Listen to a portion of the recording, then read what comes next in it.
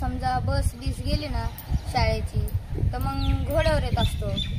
एखाद्या वेळेस जर आली बस तर बसमध्ये मग आता मी घोड्यावर आलो का ते चिच आहे ना चिचाचं झाड तर तिथं मग मी घोड्याला बांधतो आणि मग दुपारी चरायला तिथं जरा गवत तिथं बांधतो आणि मग शाळेत जातो। शाळा सुटली का मग पुन्हा घोड्यावर वस्तीवर जातो। आजोबा आहेत ते आजोबा शेळे 150 शेळे आणि घोडे 7 घोडे पुन्हा कोंबड्या पण आहेत त्यांच्याच बघून शाळा करतो।